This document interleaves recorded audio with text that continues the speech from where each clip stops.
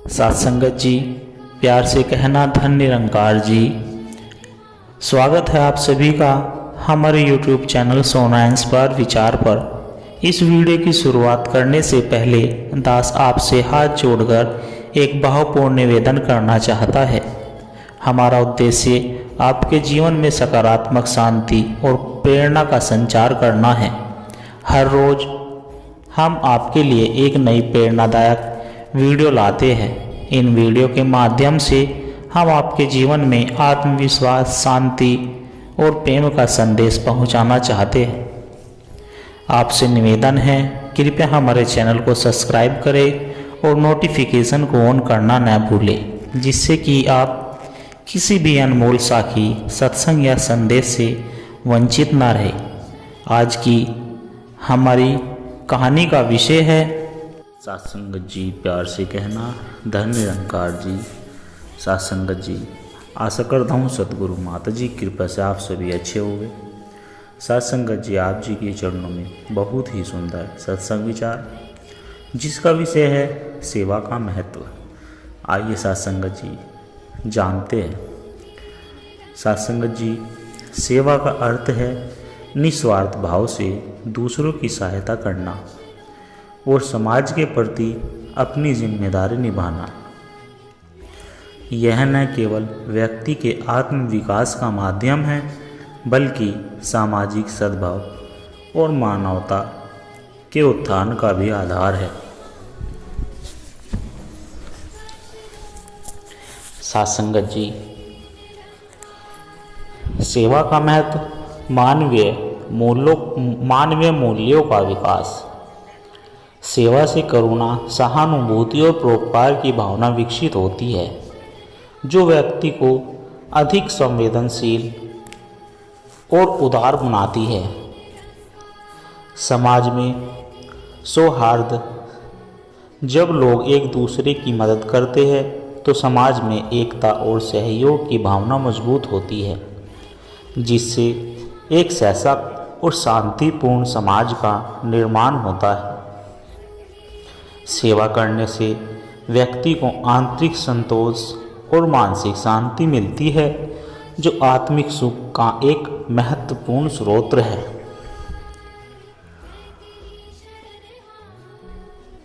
सेवा हमें यह सिखाती है कि हम केवल अपने लिए नहीं, बल्कि समाज के लिए भी उत्तरदायी है। यह कर्तव्य परायणता की भावना को प्रबल करता है।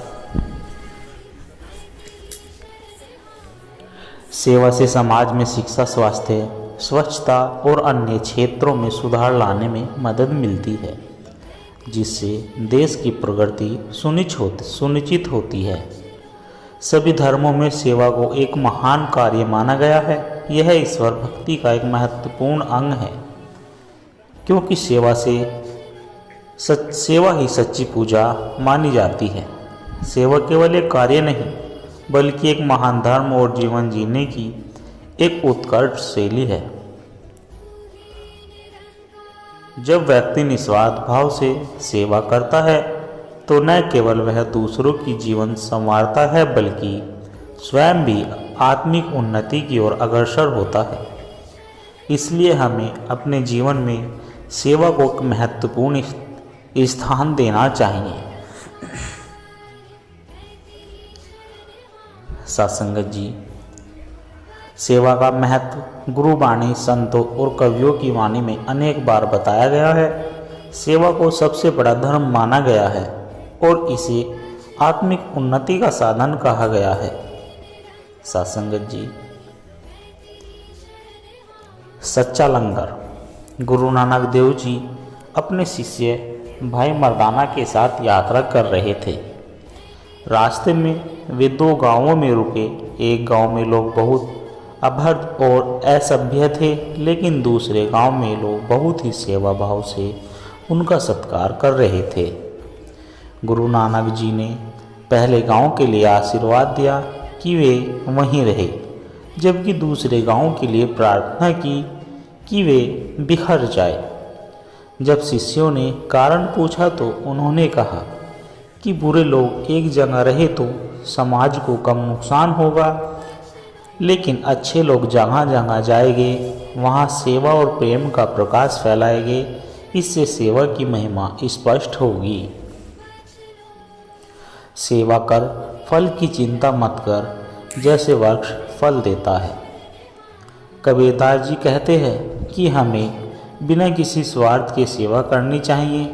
ठीक वैसे ही जैसे एक वृक्ष अपने फल स्वयं नहीं खाता बल्कि दूसरों के लिए देता है, सेवा का सच्चा रूप यही है कि उसे बिना किसी अपेक्षा के किया जाए। मन चंगा तो कसौटी में गंगा। रेदास जी एक संत और चर्मकार थे। एक बार किसी ने उनसे पूछा कि वे गंगा स्नान क्यों नहीं करते। इस पर उन्होंने कहा कि यदि मन पवित्र है और सेवा भाव सच्चा है तो कहीं भी किया गया कार्य पुण्य ही होता है। इससे यह सिद्ध होता है कि सच्ची सेवा वही है जो मन से की जाए। परहित सरिस धर्म नाही भाई, पर पीड़ा सम नाही अधमाई। तुलसीदास जी कहते हैं कि दूसरों की भलाई करना सबसे बड़ा धर्म है, जबकि दूसरों को कष्ट देना सबसे बड़ा पाप। सेवा भाव से किया गया कार्य ही सच्ची भक्ति और धर्म है। गुरु गोविंद जी ने कहा था, सेवा करत होए निहाल, तीसु भवे निश्चल जन्म सफल। जो भी व्यक्ति निस्वार्थ सेवा करता है वह सदा आनंदित रहता है और उसका जीवन सफल होता है। सभी संतों, गुरुओं और कवियों ने सेवा को सबसे बड़ा धर्म माना है। सेवा हमें सच्चा सुख देती है और हमारे जीवन को सार्थक बनाती है।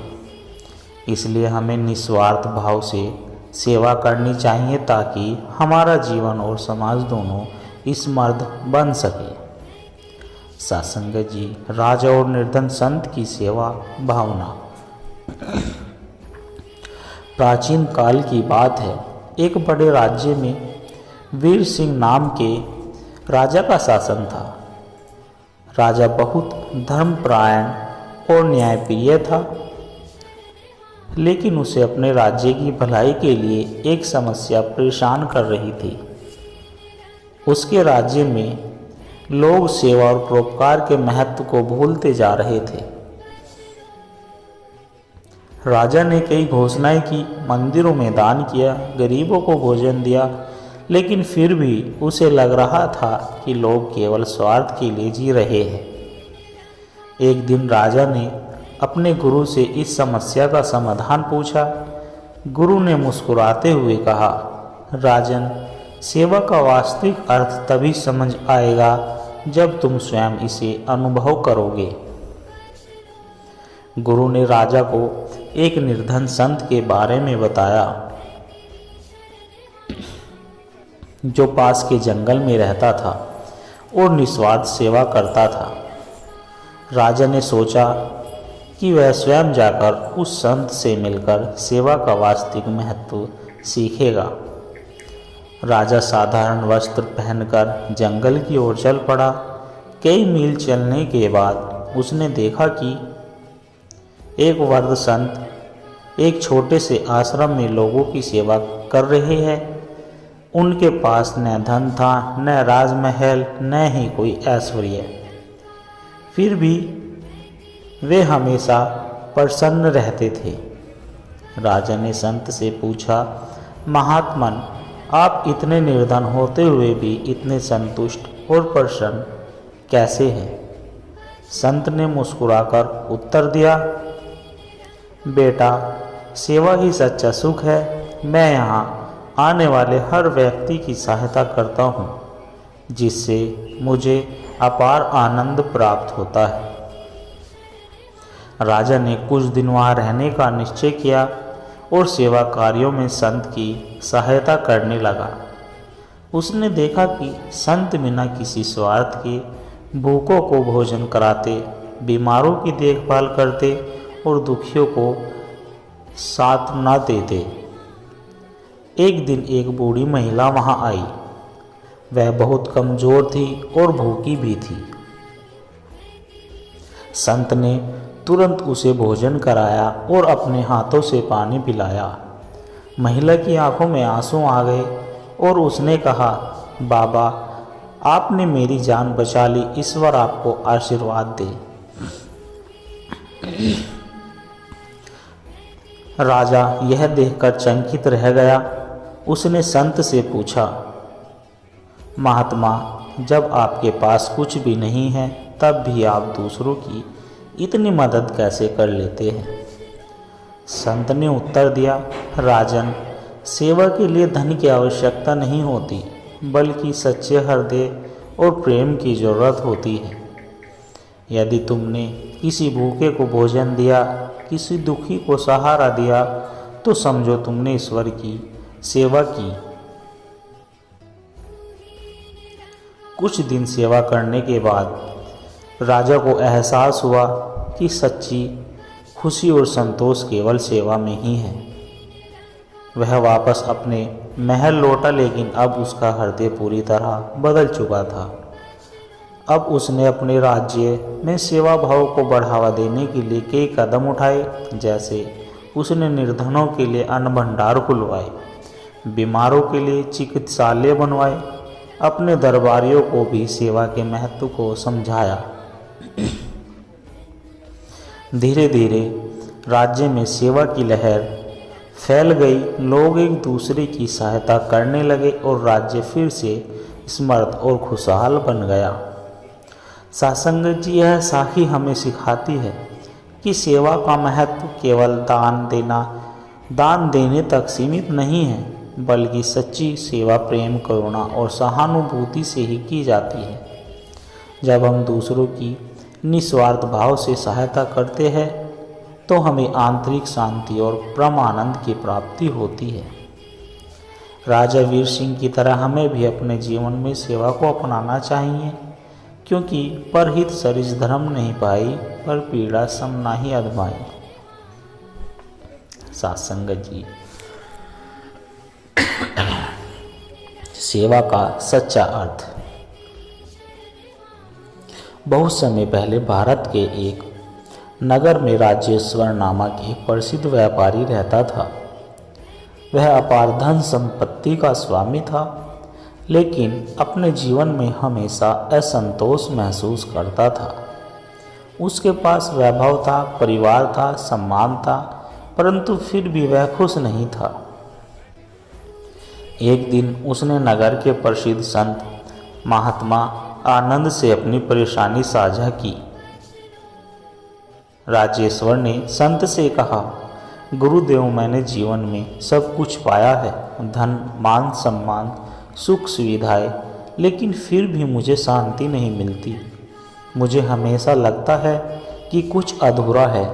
संत मुस्कुराए और बोले, पुत्र, सच्चा सुख केवल लेने में नहीं बल्कि देने में है। जीवन में सेवा का भाव हो तो आत्मिक संतोष मिलता है।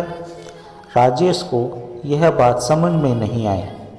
उसने पूछा, परंतु गुरुदेव, मैं तो पहले से ही गरीबों को दान देता हूँ, मंदिरों में चढ़ावा चढ़ाता हूँ, फिर भी संतोष क्यों नहीं मिलता? महात्मा आनंद ने कहा, दान और सेवा में अंतर है। तुम दान तो दे रहे हो, लेकिन क्या तुमने कभी किसी जरूरतमंद की वास्तविक सहायता की? क्या तुमने किसी का दुख समझा? राजेश्वर चुप हो गया। महात्मा ने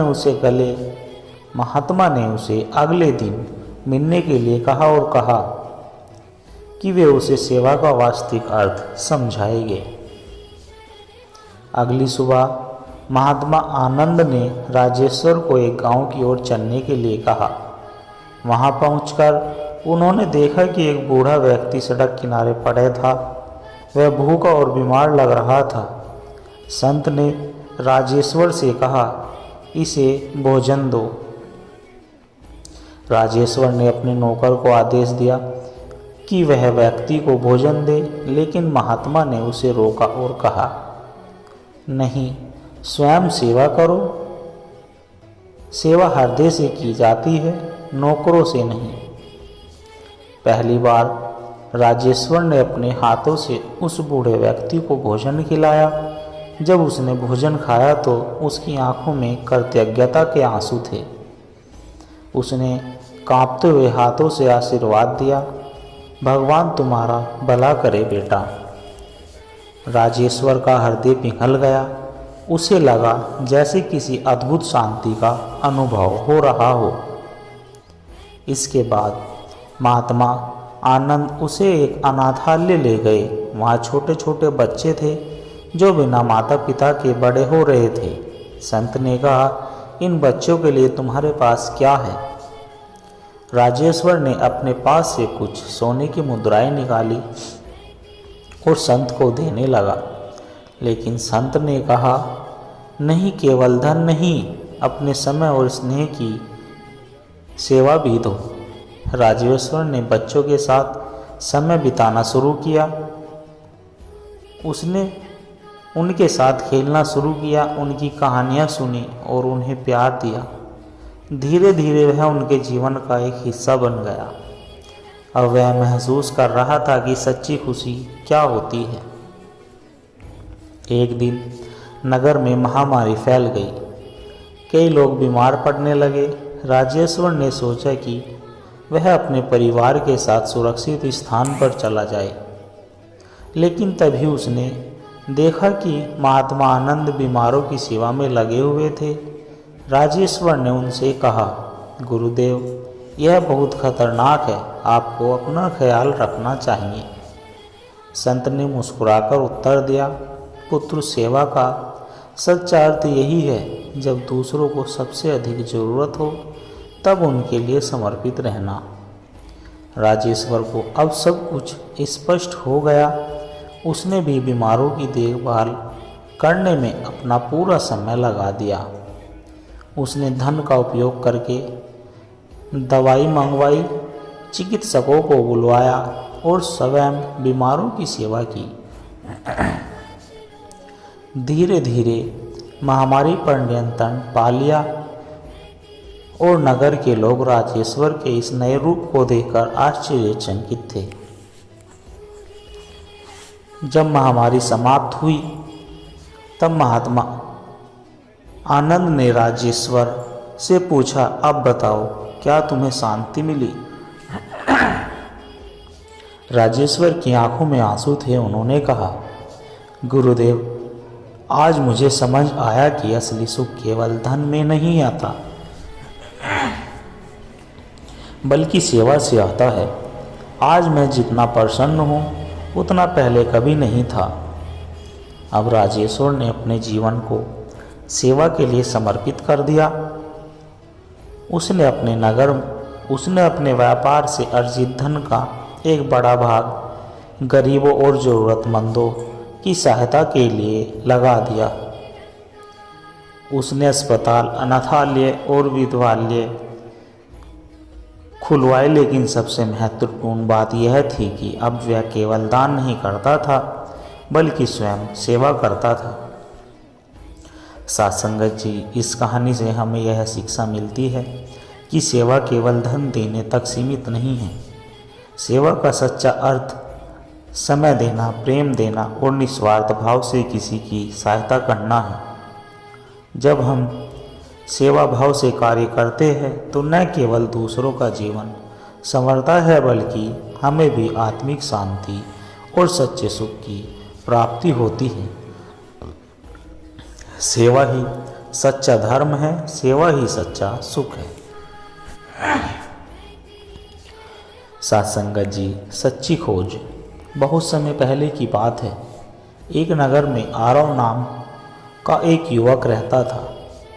वह अत्यंत बुद्धिमान और धनवान था, लेकिन उसके मन में हमेशा एक प्रश्न उठता था, जीवन का सच्चा उद्देश्य क्या है? उसने विद्वानों से पूछा, शास्त्रों में पढ़ा, मंदिरों में पूजा, लेकिन उसे कोई संतोषजनक उत्तर नहीं मिला।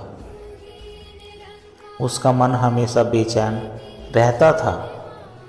एक दिन नगर में एक महान संत महात्मा दिव्यानंद ने आगमन की सूची मिली। कहा जाता था कि वे आत्मज्ञान प्राप्त कर चुके थे और जिसने भी उनसे मार्गदर्शन लिया उनका जीवन बदल गया। आरव ने निश्चय किया कि वह संत से मिलकर अपने प्रश्नों का उत्तर खोजेंगे।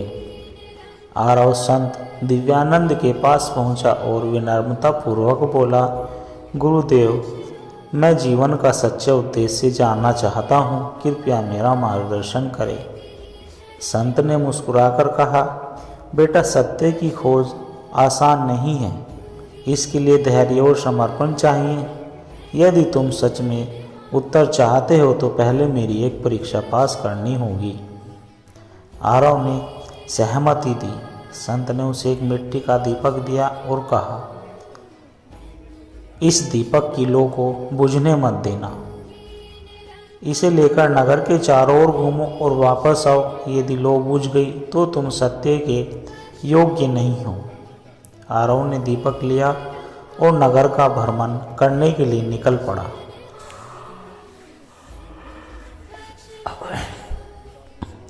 आरव बहुत सावधानी से दीपक को पकड़े रहा। वह इस बात का ध्यान रखता कि हवा से लौ बुझ न जाए।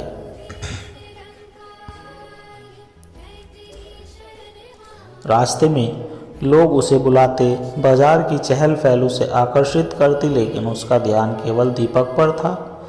वह न तो इधर देखता न उधर देखता, न ही किसी से बात करता।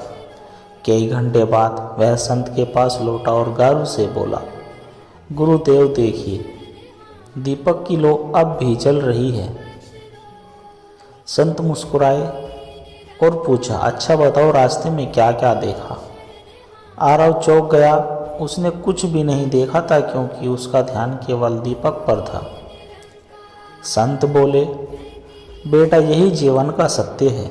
जब तुम्हारा ध्यान केवल अपने लक्ष्य पर होगा तो तुम्हें बाहरी दुनिया की चिंता नहीं होगी, लेकिन यदि तुम्हारा ध्यान इधर उधर भटकता रहेगा तो तुम सत्य को कभी प्राप्त नहीं कर पाओगे। आरव को पहली सीख मिल गई, सत्य को पाने के लिए मन को केंद्रित करना आवश्यक है। संत ने फिर कहा, अगर मैं तुम्हारी दूसरी परीक्षा लूं, नगर में सबसे मूल्यवान वस्तु लेकर आओ, लेकिन याद रखना वह चीज़ ऐसी होनी चाहिए जो कभी नष्ट न हो। आरव बहुत उत्साहित था। उसने सोचा, क्या सोना, चांदी या रत्न सबसे मूल्यवान है? वह एक धनी व्यापारी के पास गया और सबसे कीमती हीरा मांगा। व्यापारी ने उसे एक विशाल हीरा दिया और कहा, यह दुनिया का सबसे मूल्यवान रत्न है। आरव संत के पास लौटा और हीरा उसके चरणों में रख दिया।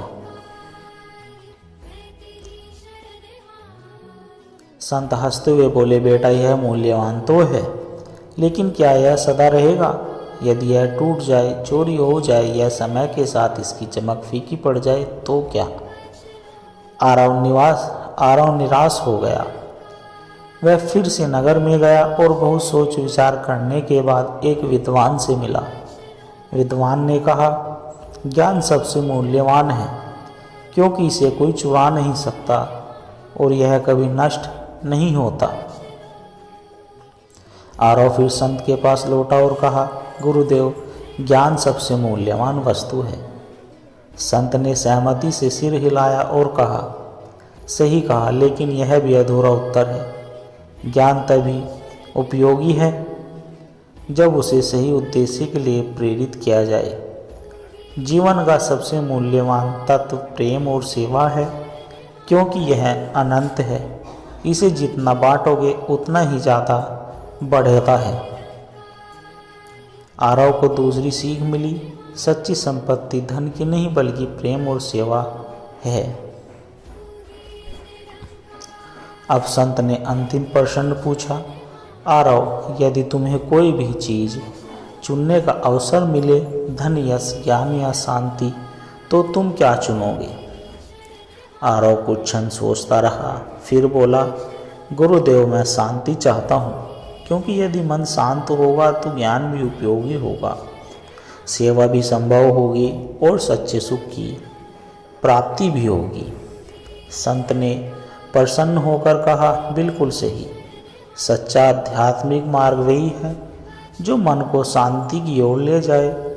जब व्यक्ति अपने अंदर की अशांति को दूर कर लेता है तब उसे आत्मज्ञान प्राप्त होता है। आरव को अब अपने प्रश्नों के उत्तर मिल चुके थे। उसने संत के चरणों में प्रणाम किया और संकल्प लिया कि अब वह अपने जीवन को सेवा, प्रेम और आत्मिक साधना में लाएगा। साथ संगत जी, इस कहानी से हमें यह शिक्षा मिलती है कि एकाग्रता और ध्यान जीवन के लक्ष्य को पाने के लिए आवश्यक है। सच्ची संपत्ति ज्ञान, प्रेम और सेवा है, न कि केवल धन। अनंततः आध्यात्मिक शांति की सबसे बड़ा सुख है। जब हम अपने जीवन में बाहरी दुनिया की छाव को छोड़कर आत्मिक शांति और प्रेम की ओर बढ़ते हैं, तभी हम सच्चे आध्यात्मिक मार्ग पर चलते हैं। जो स्वयं को पहचान लेता है वही संसार के सभी रहस्यों को समझ सकता है।